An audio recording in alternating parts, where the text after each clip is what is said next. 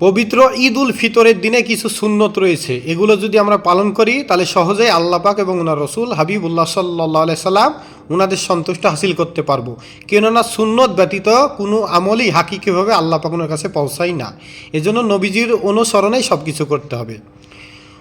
ঈদ উল ফিতরের সুন্নত হচ্ছে খুব সকাল ভোর ভোর ঘুম থেকে ওঠা, এরপরে ফজরের নামাজ আদায় করা এলাকার পারাম বা মসজিদে, এরপরে বাসায় এসে মিসওয়াক করে গোসল করা সুন্নত, এরপরে উত্তম পোশাক পরিধান করা যেটা সুন্নতি পোশাক পরিধান করা সুন্নত, এরপরে আতর সুগন্ধি মাখা, চোখে সুরমা দেওয়া সুন্নত, এরপরে ঈদ উল ফিতরের দিন মিষ্টি মুখ করা, খুরমা খেজুর খা বেজোর সংখ্যা এটা সুন্নত, এরপরে আপনি পায়ে হেঁটে হেঁটে ঈদগাহে যাওয়া সুন্নত তাকবীর দিতে দিতে, এরপরে আপনি নামাজ পড়লেন 2 রাকাত ঈদ উল ফিতরের, এরপরে খুতবা শুনলেন, এরপরে মুসলমান ভাইদের সাথে কি করলেন সালাম আদান প্রদান কুলাকুলি মুসাফা মুসাফা করা, এগুলো সুন্নত।